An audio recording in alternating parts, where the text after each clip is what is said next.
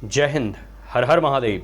देखिए, प्रशांत किशोर का एक वीडियो बहुत सर्कुलेट हुआ और वायरल भी हुआ, जिसमें कि एक सूरत में काम करने वाला बिहार का लड़का, वो प्रशांत किशोर से मिलते हुए ये कहता है कि अभी हम सूरत कमाने जा रहे हैं, छठ के दौरान हम आएंगे, आपको जरूर वोट डालेंगे, ऐसा उस लड़के ने कहा।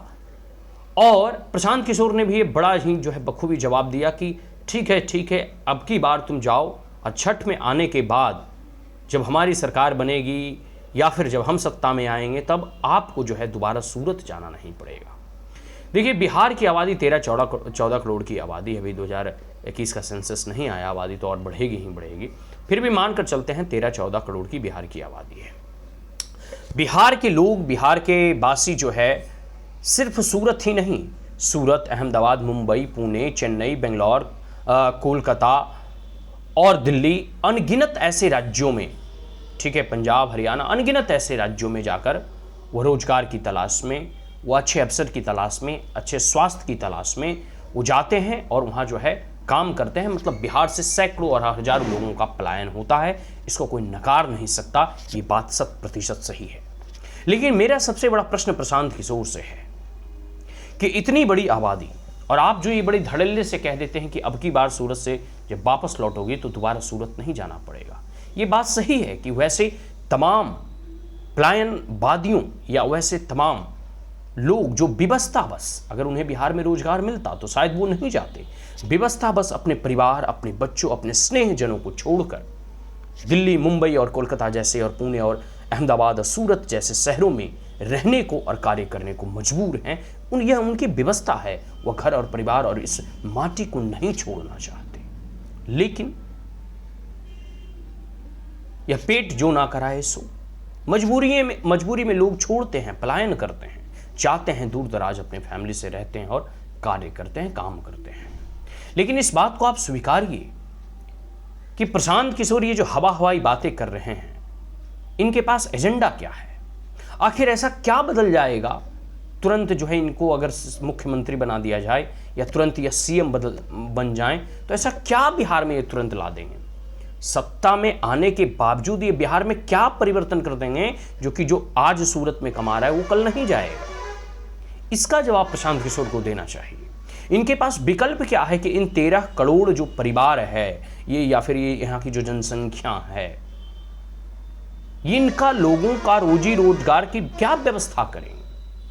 देखो, दिल्ली में भी इसी प्रकार जन स्वराज की तरह ही केजरीवाल का स्वराज अभियान चला।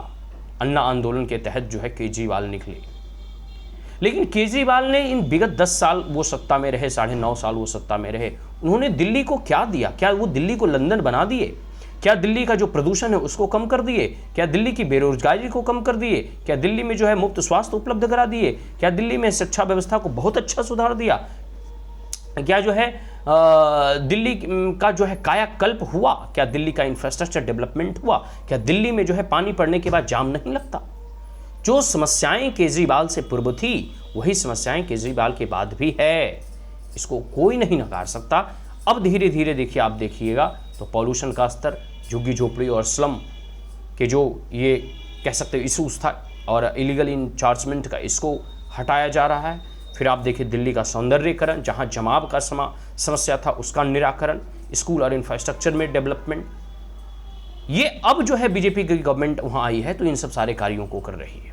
अगर यह काम केजरीवाल के द्वारा किए जाते तो शायद यह स्थिति आज नहीं होती और केजरीवाल हारता नहीं।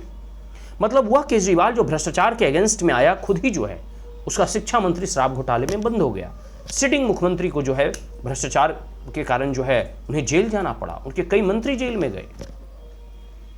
आप इस बात को समझिए, यह प्रशांत किशोर की जन स्वराज यात्रा और इनके द्वारा जो बड़े बड़े सपने दिखाए जा रहे हैं बिहार के युवाओं को और बिहार के वासियों को, यही सपने कभी केजरीवाल ने दिल्ली की जनता को दिखाया था। धरातल पे प्रशांत किशोर क्या लाएंगे, इनकी योजना क्या है, ये किस प्रकार से इंडस्ट्री बिहार में एस्टैब्लिश करेंगे, किस प्रकार से यहाँ एम्प्लॉयमेंट सृजन और क्रिएशन करेंगे, किस प्रकार से यहाँ एम्प्लॉयमेंट जनरेशन होगा, कैसे इतने लोगों को जो अभी दिल्ली, मुंबई, सूरत और कोलकाता जाने को विवश हैं, कैसे उन्हें यहाँ सेल्फ एम्प्लॉयमेंट उन्हें मिलेगा या रोजगार का कह सकते हो व्यवस्था की जाएगी। या प्रशांत किशोर पूरी जो है ना कह सकते हैं कि एक प्रकार से जो है वो अपना रोड मैप पेश करे जनता के सामने। इस प्रकार से हवाई बातें करने से कोई लाभ नहीं होगा। और मैं फिर आपको बता देता हूं, अगर यह जीत भी जाते हैं, अगर यह जीत कर भी आते हैं, ऐसे तो संभावना नहीं दिख रही है, हाँ 10-20 सीट आ जाए वो एक अलग विषय है। अगर यह जीत कर भी आते हैं फिर भी इनके पास वो रोड मैप नहीं है। और आने वाले समय में देखिए ये मैनिफेस्टो में क्या क्या चीज़ें और क्या क्या घोषणाएं, क्या क्या वादे करते हैं, इनके बारे में भी हम बात करेंगे। लेकिन ये जिस प्रकार से केजरीवाल का अन्ना हजारे मूवमेंट के तहत, एक प्रकार से आंदोलन के तहत निकले हुए ये नेता थे, ठीक उसी प्रकार जन स्वराज की पार्टी ये हवाई बातें कर रही हैं। और इनके पार्टी के कार्यकर्ता कौन है, आप उठाकर देखिए, इनके पार्टी के सदस्य या इनके पार्टी के नेता कौन हैं, जिनको जदयू से नफरत था, जिनको बीजेपी ने टिकट नहीं दिया, जिनको आरजेडी ने भाव नहीं दिया और जो कांग्रेस से निकाले गए हैं। ये सब सारे नेता का जमघट जो है जन स्वराज के साथ जुड़ा हुआ है। देखिए आपको इस बात को स्वीकारना होगा कि वही नेता घूम फिर कर यही पार्टियां और रंग और चोला बदलते रहती हैं। कभी जन स्वराज का हिस्सा बनती है तो कल तक वो जो है कांग्रेस और आरजेडी का हिस्सा हुआ करती थी। यही सब जो कल तक बीजेपी और जदयू के हिस्सा हुआ करते थे नेता, आज जन स्वराज में जाकर मिल रहे हैं। आप इस चीज को उठाकर देखिए, तब आप पाइएगा कि यह पूरे के पूरे जितना ढिंढोरा पीट रहे हैं, जो नए नए और नवीन सपने को दिखा रहे हैं, उन सपने को साकार करने का इनके पास जरिया क्या होगा, इनके पास माध्यम क्या होगा, इसका रोड मैप क्या होगा, इसके बारे में इनको बतलाना चाहिए। इसके बारे में लोगों को यह रोड मैप दिखलाना चाहिए कि हमारे सरकार और सत्ता में आने के बाद इन कार्यों पर जो है हम विचार करेंगे, इन चीज़ों को और इन घोषणाओं को जो है हम लागू करेंगे। ये सब सारी चीज़ें, सारी स्टैंड क्लियर होनी चाहिए, अन्यथा ऐसा ही युवाओं को और बिहार वासियों को बरगलाने से कुछ नहीं होगा।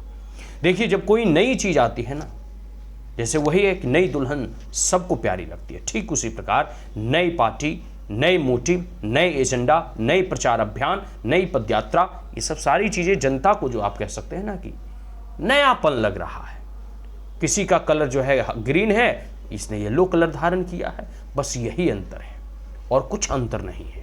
क्योंकि इनके सारे लीडर आप उठाकर देखिए, एक एक करके जो है आप पूरे के पूरे जो है लीडर्स की आप सूची बनाइए, आप पाएंगे वो सारे लीडर जो कभी ना कभी किसी दूसरे पार्टी के हिस्सा थे, आज इनके पदयात्रा में शामिल हैं। और ये जो बार बार कहते हैं कि हम हमेशा युवा को तरजीह देंगे, हम वैसे लोगों को टिकट देंगे जो आज तक नेता नहीं बना हो, आने वाला समय बताएगा कि किस किस को टिकट मिलता है और किन किन लोगों और कैसे कैसे लोगों को टिकट दिया जाता है। वही होता है केजरीवाल जैसा कि हम भ्रष्टाचारियों को टिकट नहीं देंगे, हम बेदाग व्यक्तियों को टिकट देंगे, हम एकदम स्वच्छ और ईमानदार व्यक्तियों को टिकट देंगे। और जब टिकट देने की बारी आई तो संजय जी जैसे जो है कोई एमपी बना दिया गया। तो खैर ये सब सारी चीज़ें उसी प्रकार आप देखिए कि यहाँ पे बिहार में जिस प्रकार के ये बुलबुले और बवंडर फूट रहे हैं ना, आने वाले समय में देखिएगा ये मोदी लहर के सामने, योगी के भाषणों के समक्ष नहीं टिकने वाले हैं। बिहार में पुनः एनडीए की सरकार बनेगी, बिहार में पुनः नीतीश बाबू के नेतृत्व में सरकार बनेगी, क्योंकि नीतीश बाबू का नेतृत्व और नीतीश बाबू की सरकार लोगों की कल्याणकारी सरकार है। यह लोगों के लिए कल्याणकारी नीतियों को लाती है, उसे लागू करवाती है, उनके लिए ऐसी कई सारी स्कीम्स और परियोजनाओं का जो है उद्घाटन और शिलान्यास और एक प्रकार से कह सकते हैं पॉलिसीज में लाती हैं, जिससे कि जनता का भला हो सके, जनता का कल्याण हो सके, बिहार वासियों का कल्याण हो सके।